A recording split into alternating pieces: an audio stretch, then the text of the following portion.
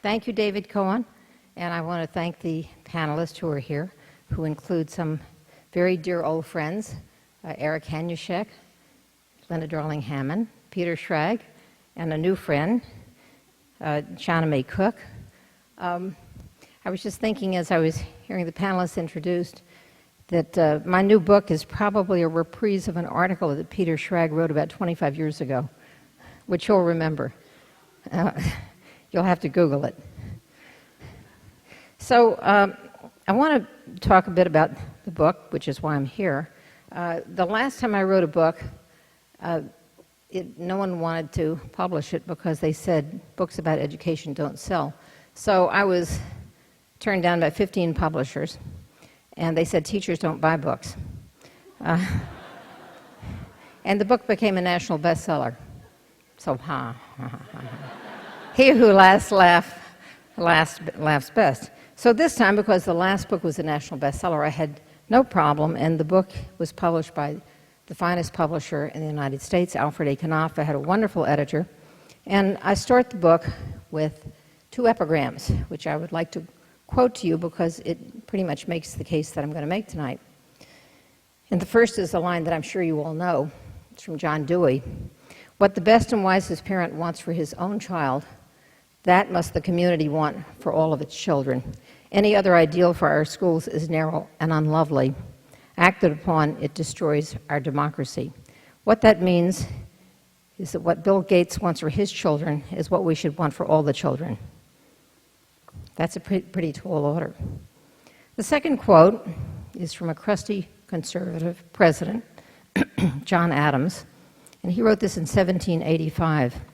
He said, "The whole people must take upon themselves the education of the whole people and be willing to bear the expenses of it.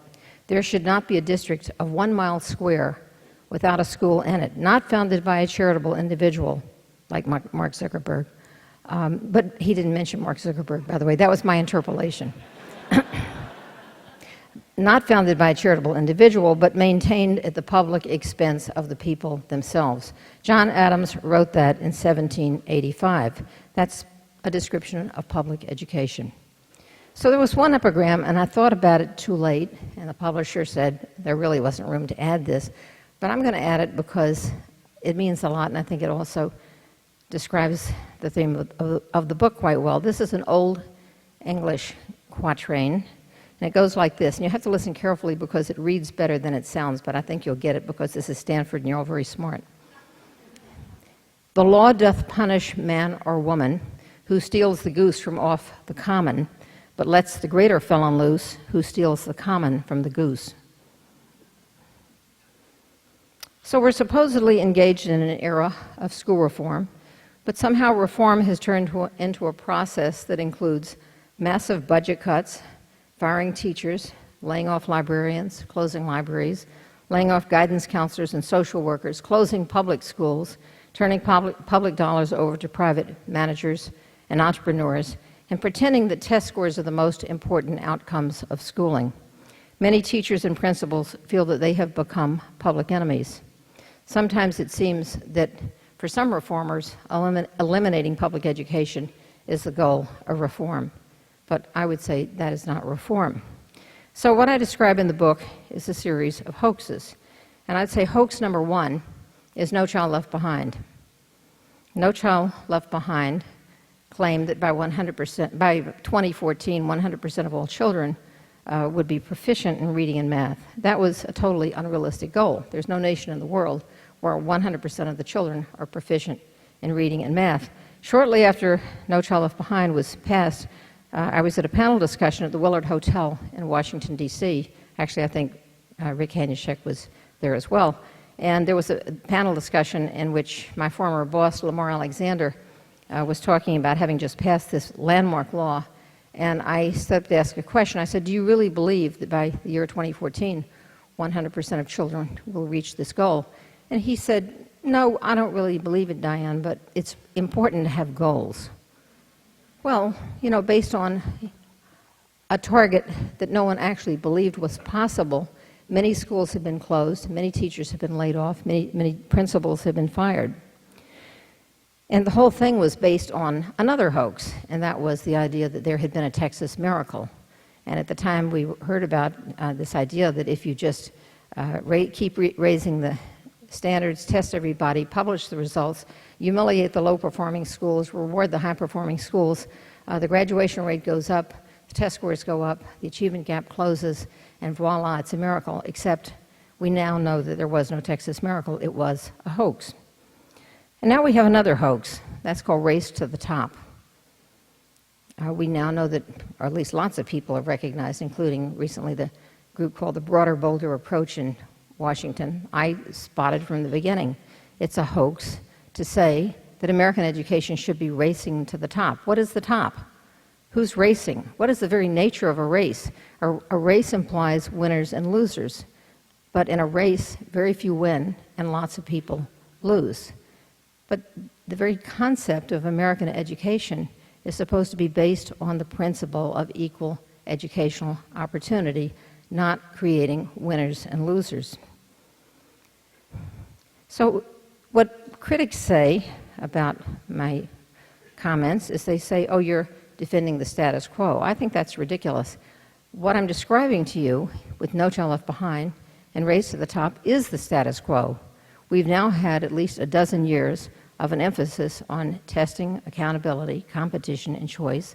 That is the status quo. When the U.S. Department of Education puts its might behind this policy, and all the big foundations put their billions behind this policy, they're not reformers. They are the status quo. I hate the status quo. I think we need something much, much better for the children.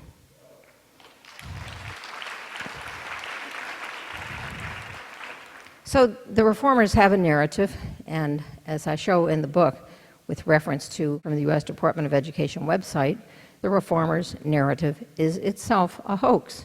One of the reasons I wrote the book was I got so incensed by a report from the Council on Foreign Relations.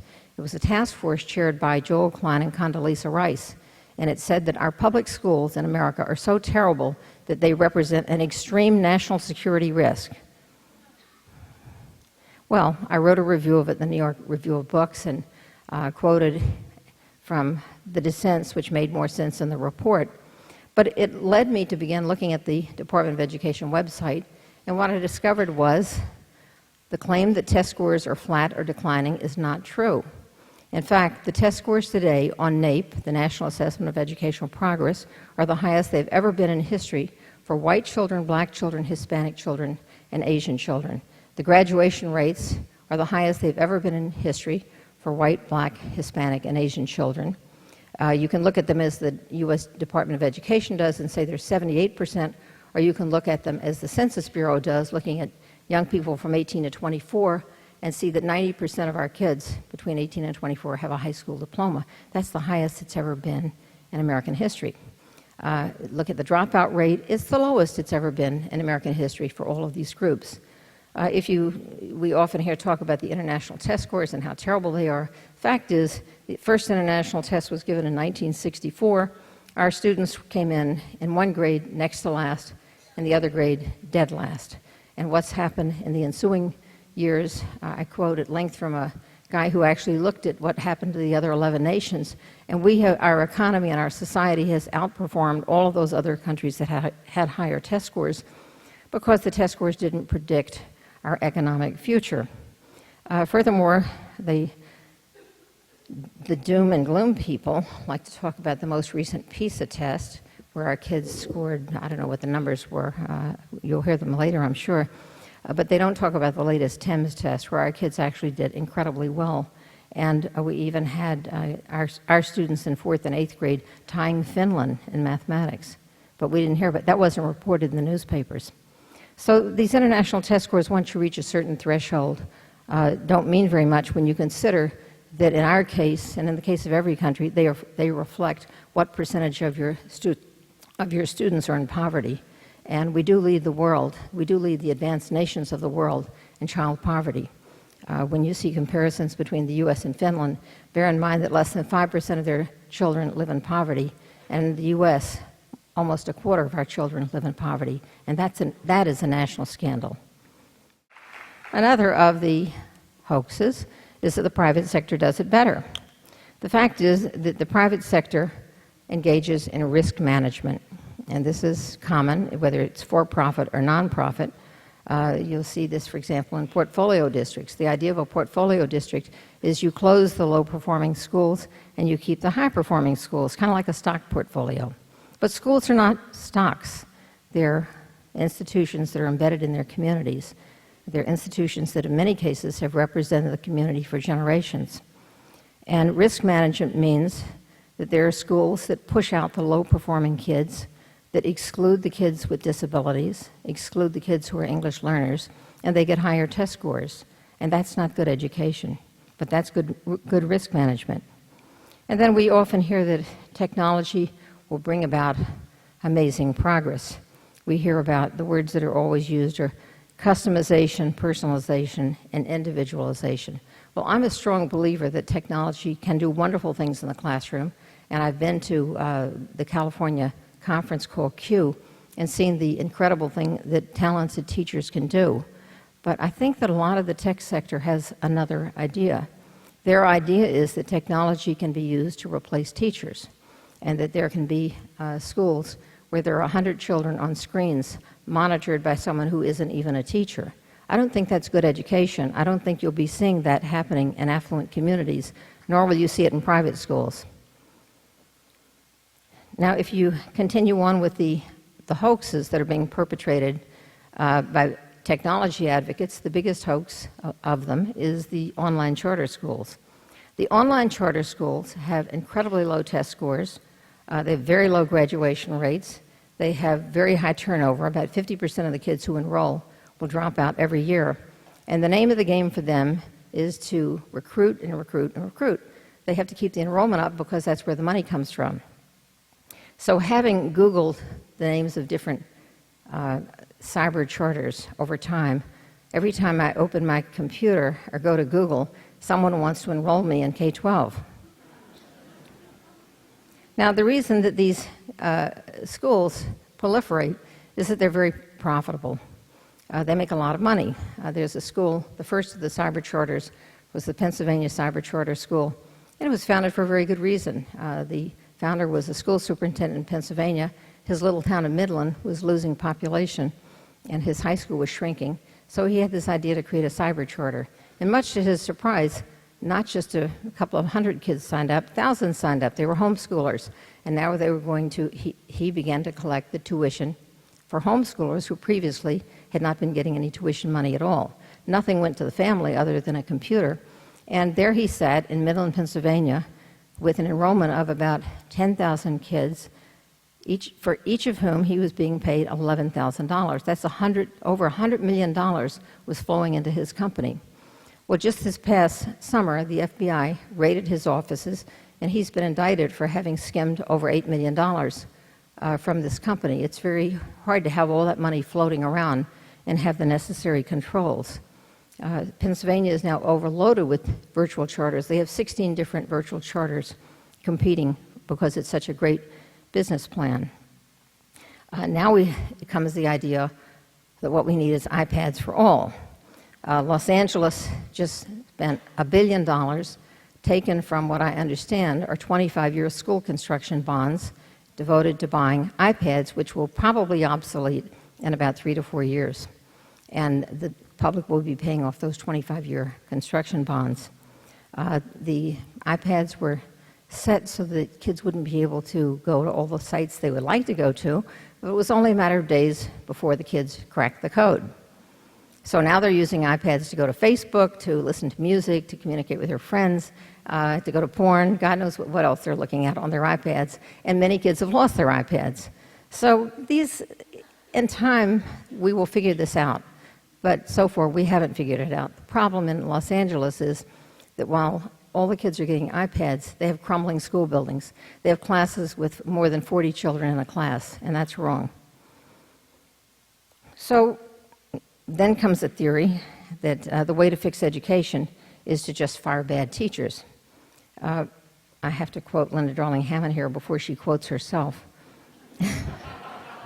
And Linda said at one point, "You can't fire your way to Finland." I think it's a great line.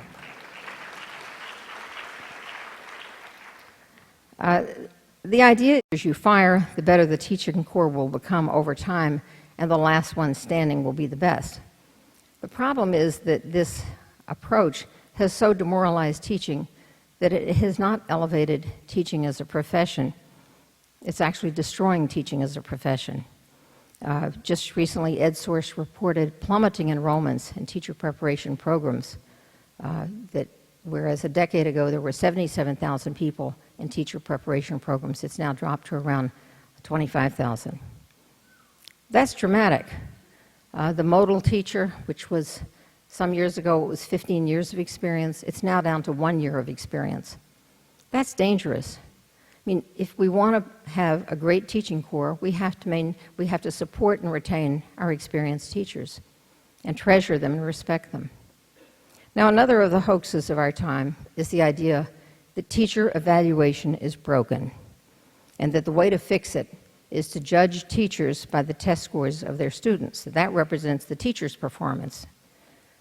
Now, this idea of test-based evaluation of teachers has been disproven again and again by both experience and research.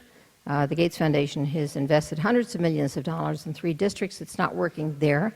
It's not working anywhere. There are districts now where teachers are being evaluated based on the test scores of students they never taught. This doesn't make any sense. There are only 2 tested subjects right now, math and reading. And so the idea is, well, flip a coin, decide whether you want to be judged by the math scores or the reading scores, even if you don't teach either one. That doesn't make any sense.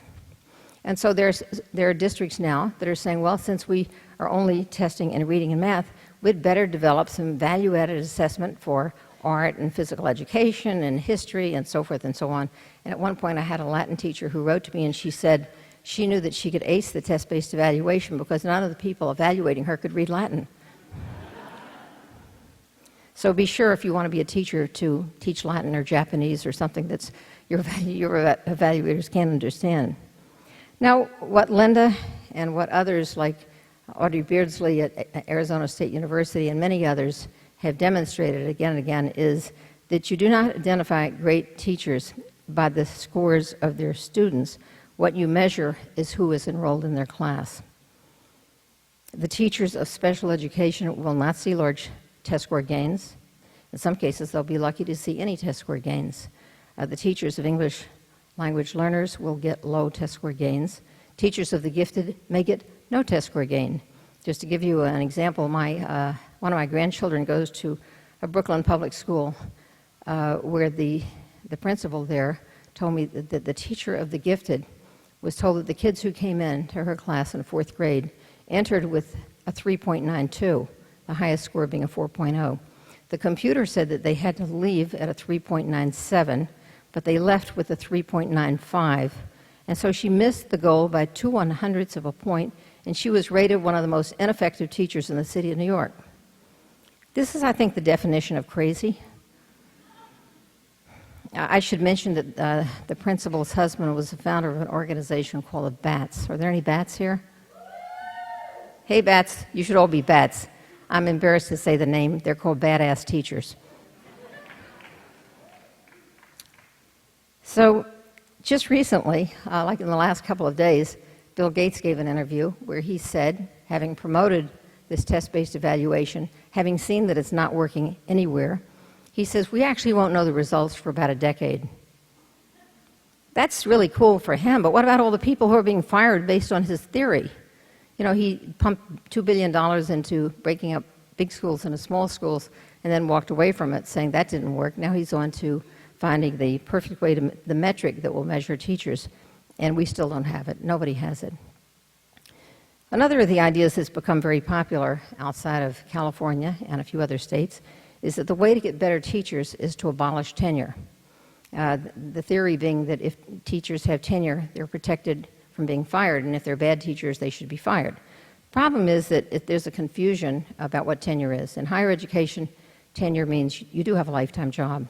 In K-12, it means you have the right to due process. And what it will mean, in state after state where it's being eliminated, is the elimination of academic freedom. there will be parts of this country where the word evolution will never be heard in a classroom. There will be parts of this country where global warming and climate change will not be discussed because it is offensive to some members of the community. Just last week, there was a school board in North Carolina that banned the teaching of Ralph Ellison's Invisible Man because one parent said it was a filthy book. So much ridicule was heaped upon them that the school board had to reverse its position. But there will be many such communities where the teachers have no tenure, where they're fired because they've taught a book that to most people would be considered a classic. Another of the hoax ideas of our time is that unions should not exist because unions protect bad teachers. We're back to that bad teacher idea. And the problem with that theory is that the highest performing states on the NAEP, the National Assessment, are Massachusetts, Connecticut, and New Jersey, all three states being highly unionized. And I've yet to find anyone who can show me a non-union state that's among the high-performing states. It just doesn't exist. So I don't see unions as an obstacle. I see unions as a collective voice for teachers to protect them from unjust firing and from punitive practices that are simply wrong.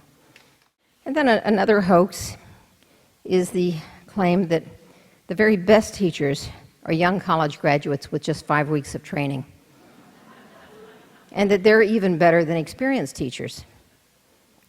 What do we get? Churn, churn, churn, and the end of the profession.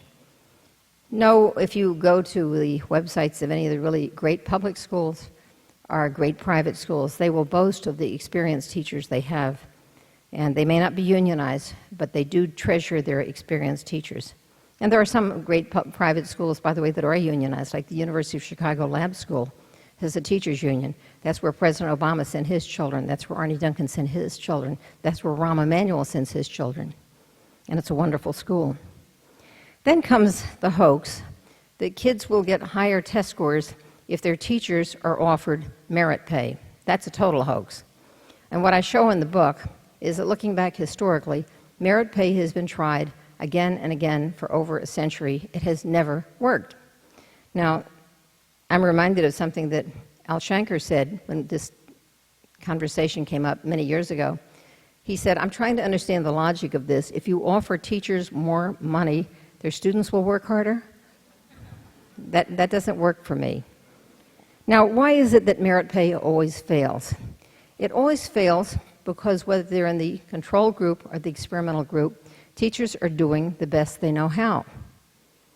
And they're not hiding their best lessons.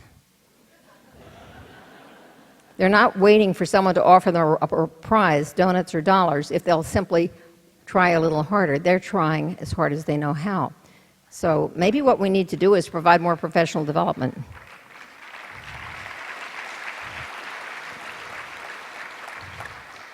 And then comes what I consider an incredibly obnoxious hoax.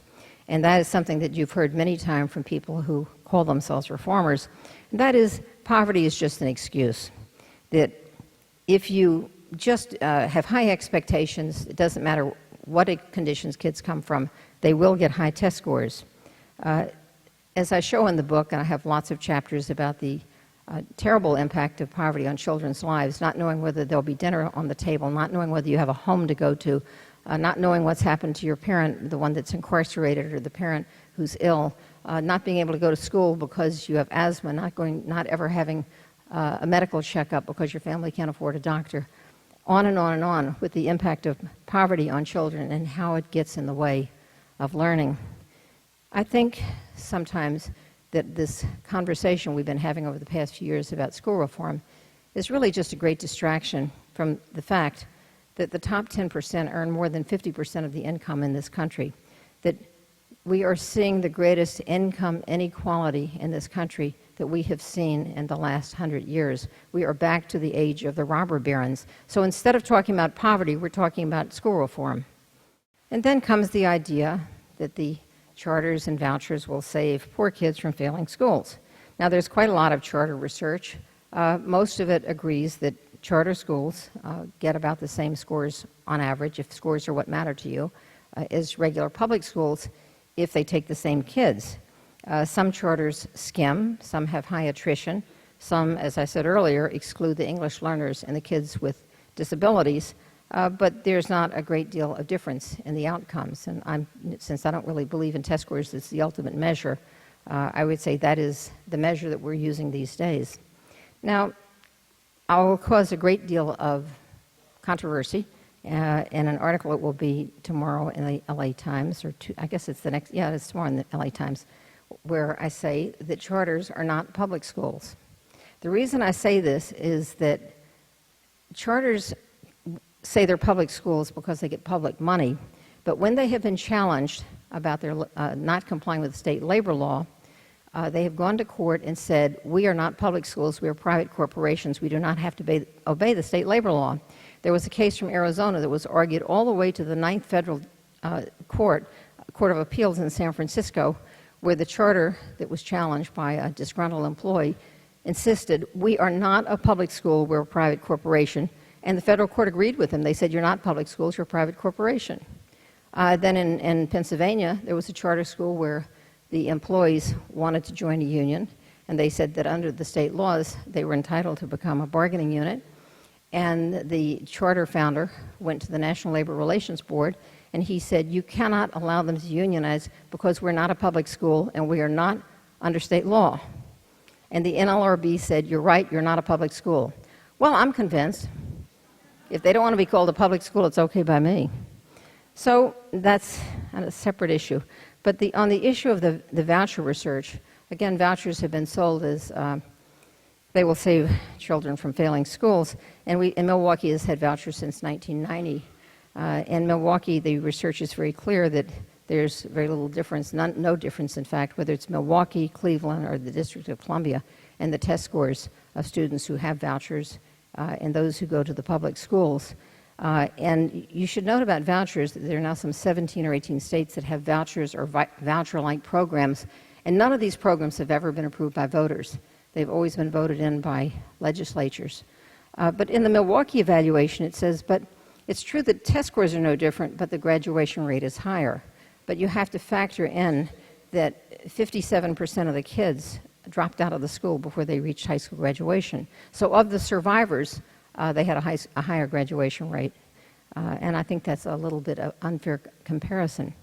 Now, we've been told again and again, and it's one of the things that I used to believe, the competition would make the schools improve. After all, it's good old American belief in competition. But Milwaukee has had 23 years of competition. And when Milwaukee started to participate on the NAEP a couple of years ago, what we discovered was that it has 3 competing sectors, charters, public, and private, and Milwaukee is one of the lowest performing cities in the nation. So competition did nothing to improve the public schools of Milwaukee, and all 3 sectors have essentially the same scores. And then comes the notion, which has been popularized and raised to the top, that the way to create better schools is to close low-performing schools. They'll get better if you close them. Wait a minute. That's not the logic. The logic is if you close schools, you will somehow end up with better schools. But closing a school where the kids have low test scores does nothing for the kids who have low test scores. It doesn't help them learn to read English. It doesn't help them learn math better.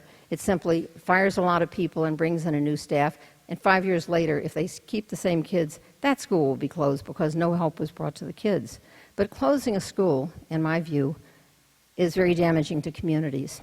It deprives them of what in many communities is the anchor and the heart of that community. Then comes the belief, which I believe is a hoax, that if kids can't pass the test, make them harder. This is the idea that rigor will solve all problems. And I would ask you the next time you hear somebody talk about rigor, think of the term rigor mortis. This is akin to your saying, well, we want all of our kids to be able to jump over a 4-foot bar, and a lot of them can't make it. So let's lift the bar to 6 feet and see what happens. In California, you have the parent trigger. I think that's a hoax. The idea being that parents are inveigled into signing a petition to seize control of their school, fire the staff, and hand it over to a private corporation. This, to me, is about like saying if you're riding in a public bus and the bus is dirty and you don't like the driver, you can pass a petition and sell the bus to a bus company. No, you can't. It's a public bus. You cannot privatize public property. It doesn't belong to the people on the bus, and the school doesn't belong to the people in the school right then. They may not even be there next year. There'll be a new group of parents. The school belongs to the public, and parents should not be tricked into handing a public asset over to a private corporation. I also believe it's a hoax to say that anyone can teach. Anyone can be a principal. Anyone can be a superintendent. That's nonsense. We should have experienced educators teaching, leading at every level of education. Then comes the hoax that standardized testing is the very best measure of school quality. But standardized testing turns out to be a very accurate reflection of family income and family education. It reflects opportunity to learn, not capacity to learn. The biggest hoax of all, and by the way, I should add that there's no other nation in the world that tests every child every year. We're the only ones who do that. The biggest hoax of all, in my view, is this notion that school choice is the civil rights issue of our time. It used to be that this claim was made by people like George Wallace in Alabama, Strom Thurmond in South Carolina. It was the cry of segregationists. School choice, they didn't say it was a civil rights issue, they just said it was an issue of rights. It's been the agenda of the far right for over half a century. And now we're supposed to think that it's a civil right to abandon public education. And it's a siren song that turns parents into consumers instead of citizens. Citizens recognize that they have a responsibility for the common good, whereas consumers look out for what's best for themselves and their children. And I argue that whether your children are in public school or private school or religious school, or if you even have no children at all, you have a civic obligation to support public education. It's part of the commons.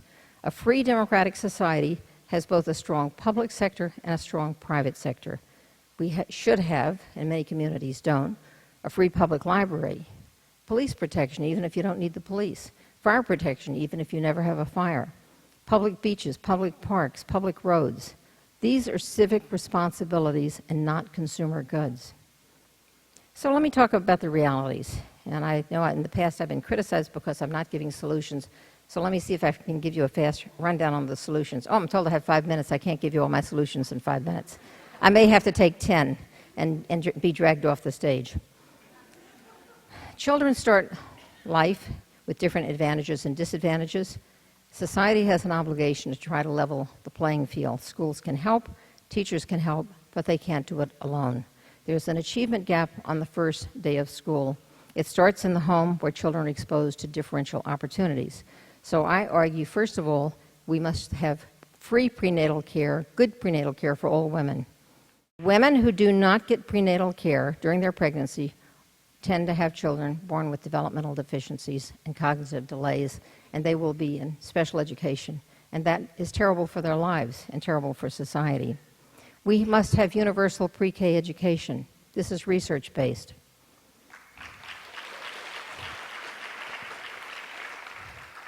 Where children are struggling because of either language difficulties or cognitive difficulties or whatever the reason, there must be reduced class sizes.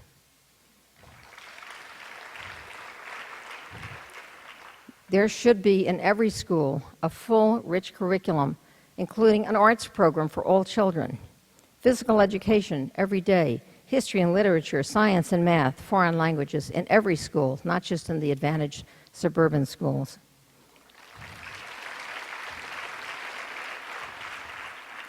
Children need health clinics and medical care to give them the same diagnostic and medical attention that they need that well-to-do children get. There's huge research behind everything I'm saying. Wraparound services, parent education, school psychologists, social workers, librarians, after-school programs, summer programs, each one of these I've aggregated this research for. Charter schools should work as collaborators with public schools. Public schools and charter schools should work together to meet the needs of children. Charters should be created for children who are not making it in public schools, for dropouts, for autistic children, for those who have tuned out and need extra motivation. I believe that charters and public schools should work hand in hand to meet common needs. I also believe that our society must frontally and directly reduce poverty and racial segregation.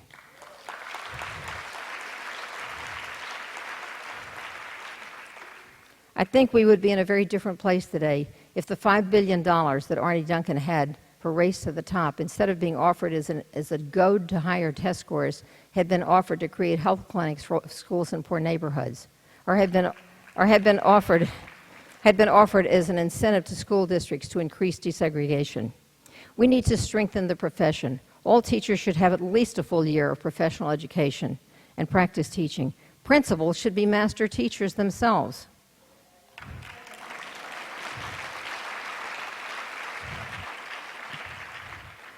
They're expected to evaluate their teachers and help their teachers. How can they do it if they've never taught or if they've only taught for 1 or 2 or 3 years? Superintendents should not be lawyers and businessmen. They should be experienced educators.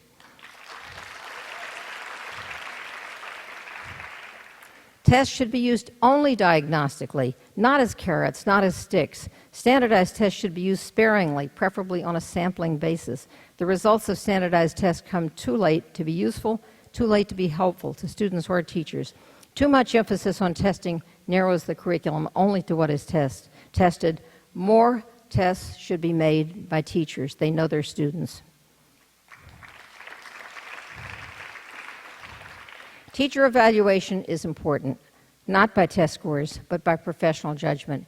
In my book, I describe a program in Montgomery County, Maryland, called Peer Assistance and Review. I urge you to read about it. It's a judgment of teachers that has been very effective, accepted by teachers as legitimate because it's made by their peers and by people who can help them improve their teaching.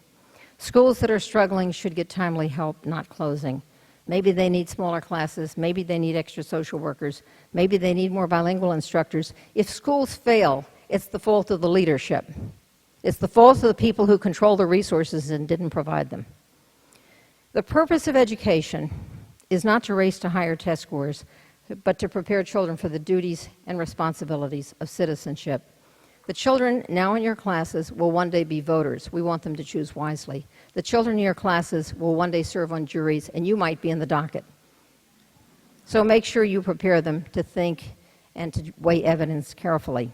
What matters most is that we have schools where young people learn to think about the consequences of their actions, where they learn to treat others with respect, where they learn how to live and work in a world of rapid change, where they gain the knowledge and skills to make our society more just, more civil, and to bring us to that day where one day we have liberty and justice for all.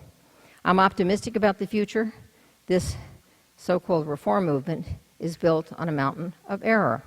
Parents are organizing across the country. Students are organizing. The public is getting the true picture of the effort to privatize their schools and to destroy the teaching profession. Across the country, we see the opt-out movement growing. Parents are saying, not with my child, you won't. Voters in Florida turned down vouchers just last fall. Voters in Bridgeport, Connecticut elected an insurgent board that opposed these corporate-type reforms. Voters in New York City just elected a Democratic candidate who will be the next mayor, who was the most outspoken opponent of Mayor Bloomberg's corporate reforms. We're in for big changes. In Texas, the moms got angry because the legislature said you need 15 tests to graduate high school. The moms went crazy. They formed an organization that's popularly known as Moms Against Drunk Testing. And guess what? The legislature rolled back the 15 tests back to 5. So there is a movement afoot. The teachers, the parents, students, the public are creating organizations to take back their school, not to the 19th century when students walked in a straight line and were punished if they didn't look in the eye of the teacher, not to the 20th century, but forward to the 21st century to build better schools for the 21st century. So I just want to read to end. I way over exceeded my time, but I'm the main speaker, so I'm allowed. I'm going to end by reading the ending of my book. Yes, we must improve our schools. Start now, start here, by building the bonds of trust among schools and communities.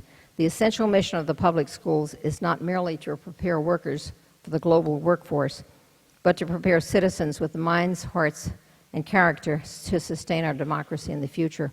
Genuine school reform must be built on hope, not fear, on encouragement, not threats, on inspiration, not compulsion, on trust, not carrots and sticks, on belief in the dignity of the person, not a slavish devotion to data, on support and mutual respect, not a regime of punishment and blame. To be lasting, school reform must rely on collaboration and teamwork, among students, parents, teachers, principals, administrators, and local communities. Despite its faults, the American system of democratically controlled schools has been the mainstay of our communities and the foundation for our nation's success. We must work together to improve our public schools. We must extend the promise of equal educational opportunity to all the children of our nation. Protecting our public schools against privatization and saving them for future generations of American children is the civil rights issue of our time. Thank you so much.